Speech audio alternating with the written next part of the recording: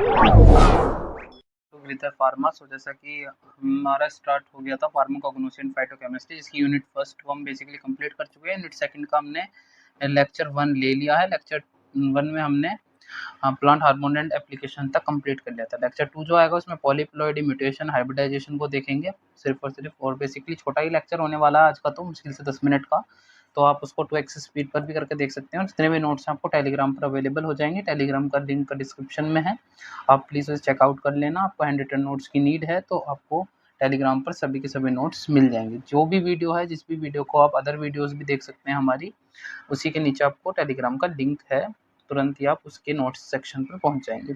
तो सबसे पहले देखते हैं पॉलीप्लॉइडी। पॉलीप्लॉइडी का पॉली का मतलब बहुत सारा होता है, प्लॉइडी का मतलब सेल्स होता है। यहाँ पर polyploidy can be drive by the multiplication of the chromosome. यहाँ पर क्या हो जाता है, क्रोमोसोम मल्टीपल हो जाते हैं, मतलब एक से ज़्यादा हो जाते हैं, following hybridization between the two species.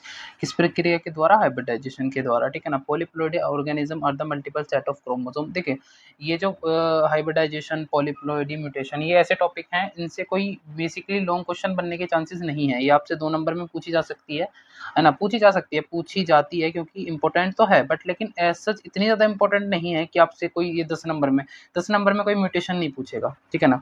और अगर 10 नंबर में म्यूटेशन पूछी जाती है, 7 नंबर में म्यूटेशन पूछी जाती है एक में, तो इसका मतलब आपकी किस्मत खराब है, ठीक है ना, क्योंकि ऐसा नहीं होता यार, ठीक है ना। इतने इतने छोटे छोटे टॉपिक्स को इतने बड़े चीज़ें नहीं पूछी जा सकती। क्लासिफिकेशन इसका two based on the chromosomal composition की तरह से यूप्लॉइडी और एन्यूप्लॉइडी, ठीक है ना। यूप्लॉइडी में क्या होता है, polyploid are the multiple with complete the chromosome. ये भी 2 टाइप्स का होता है, ऑटो पॉलीप्लॉइड्स, एलोपोलिप्लॉइड। इसमें ऑटो पॉलीप्लॉइड्स के एग्जांपल हैं पोटैटो और कॉफ़ी। आप याद रखना, बहुत ज़्यादा इंपॉर्टेंट है।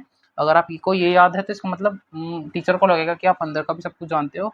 सफिशिएंट है, इतना ही ज़्यादा करने की ज़रूरत नहीं है। अब ऐसा नहीं है कि ऑटोप्लॉइडी एलोप्लॉइडी की भी डेफिनेशन याद कर रहे हैं, बहुत ज़्यादा नीड नहीं है, ठीक है। एलोप्लॉइड्स में स्ट्रॉबेरी है और वीट है, जो भी आपका अनाज, वीट मतलब गेहूं। और एन्यूप्लॉइडी में पॉलीप्लॉइडी देता कैंटेन आइदर द एडिशनल और द सबस्ट्रक्शन ऑफ वन और मोर स्पेसिफिक क्रोमोसोम। यहाँ पर वन और मोर स्पेसिफिक क्रोमोसोम की बात हो रही है। Aneuploidy result from the formation of univalents and multi multivalents during the meiosis of euploid. यहाँ पर क्या, कहाँ पर खेल होता है, म्योसिस। अगर आपने एचएपी को ढंग से पढ़ा है तो आपको म्योसिस पता होगा। देखो अब इसके बाद म्यूटेशन की बात करते हैं। Mutation the phenomena which result the alternation of DNA sequence. यहाँ पर क्या हो जाता है, एक अल्टरनेट डीएनए सीक्वेंस हो जाता है and consequently result in change genotype and phenotype.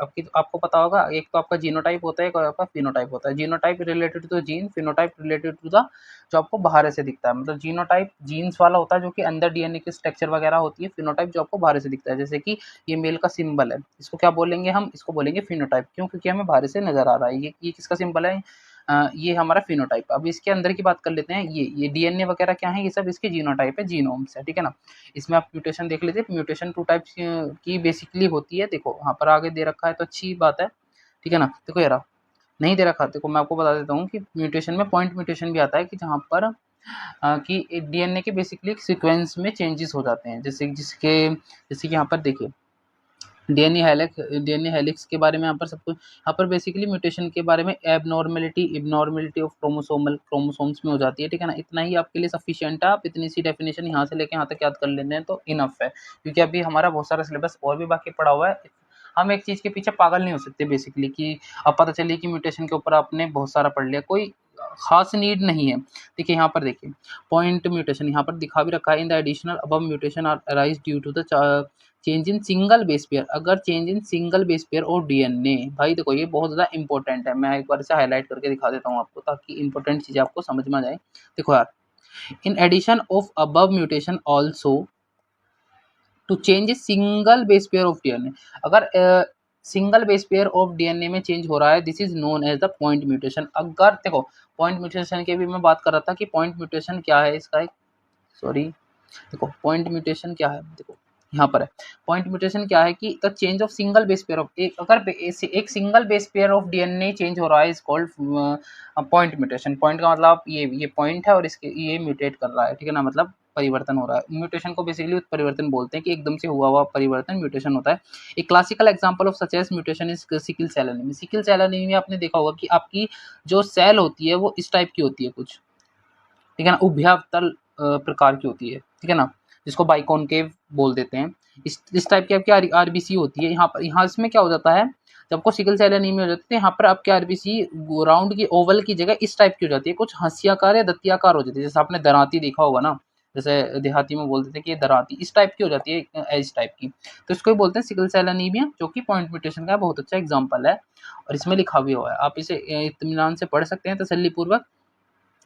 ठीक है ना। यहाँ पर क्या होता है, base pair of DNA cause the frame shift mutation. देखो यार, एक होती है frame shift mutation. Frame shift mutation में क्या होता है कि इसमें पूरा का पूरा बेस पेयर ही डीएनए का चेंज हो जाता है इसमें आपका। ठीक है ना। ये दो टाइप के बेसिकली, आप पॉइंट म्यूटेशन याद रखो बस, इसके बाद आपको कुछ ज़्यादा याद रखने की ज़रूरत नहीं है। तो चलिए अब हम देखते हैं, जेनेटिक डिसऑर्डर आपको पढ़ने की वजह से ज़रूरी नहीं है। देखो यहाँ पर क्रोमोसोमल डिसऑर्डर में ही पॉलीप्लॉइडी है। पॉलीप्लॉइडी में क्या होता है देखो एक बार में से हटा देता हूँ ताकि आपको दिखे।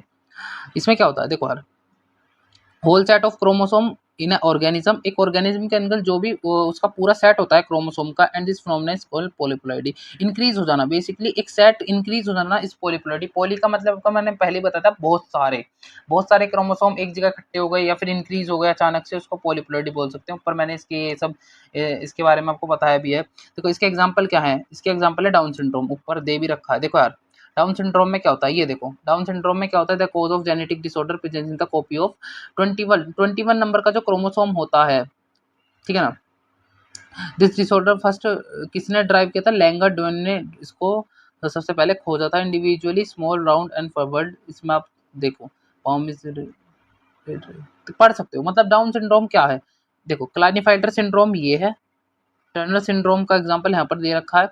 क्लाइनेफाइटर सिंड्रोम भी एक तरीके का पॉलीप्लॉइडी का या फिर प्लॉइडी का एग्जांपल है। आप इसको इत्मीनान बहुत तसल्ली पूर्वक पढ़ सकते हो। देखो हर एक चीज़ मैं नहीं पढ़ा सकता आपको, आपको देखना होगा। आपके पास ये पीडीएफ अवेलेबल है। देखो पॉइंट म्यूटेशन का जिक्र यहाँ पर भी है और सिकल सेल एनीमिया का भी यहाँ पर जिक्र है। इसका बहुत अच्छा एग्जाम्पल है पॉइंट म्यूटेशन का। पॉइंट म्यूटेशन का अगर आपसे पॉइंट म्यूटेशन आता है तो आप इसके बारे में आप काफ़ी सारा लिख सकते हो। इसका एग्जाम्पल है सिकल सेल एनीमिया।